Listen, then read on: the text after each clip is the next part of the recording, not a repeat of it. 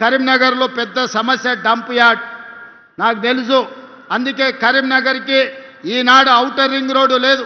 హైదరాబాద్ అభివృద్ధి చెందడానికి ప్రధానమైన కారణం ఔటర్ రింగ్ రోడ్డు, అంతర్జాతీయ ఎయిర్పోర్ట్.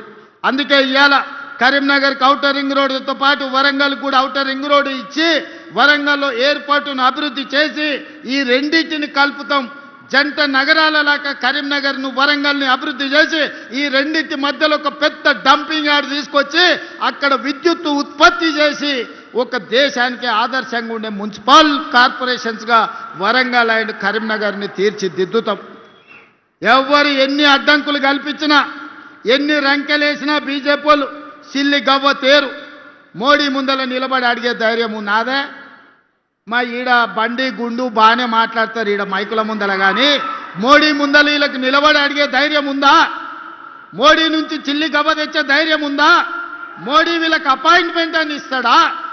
మోడీ దగ్గరికి వీళ్ళ ముఖమే చల్లదు, వీళ్ళ ముఖమే గుర్తు పట్టాడు. మోడీ గుర్తు పట్టేటట్టుంటే Karimnagar outer ring road Bandi Sanjay దేవాలి, వరంగల్ ఔటర్ రింగ్ రోడ్డు తీసుకురావాలి.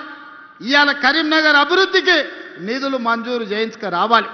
ఇవాళ నిజంగానే మోడీ దగ్గర మీకు పరపతి ఉంటే కాళేశ్వరంలో 1000 కోట్లు కొల్లగొట్టిన కేసీఆర్ హరీష్ను బొక్కలేయాలి. కారు దందాలు ఇవాళ సంపాదించిన కేటీఆర్ను బొక్కలేపియాలి బండి సంజయ్ గారు. మీరు ఈడుండి మా వాళ్ళని బెదిరించుడు, మా వాళ్ళ మీద రంకెలేసుడు కాదు బండి సంజయ్ గారు. మీ శాతనైతే కేసీఆర్ను బొక్కలేపియండి.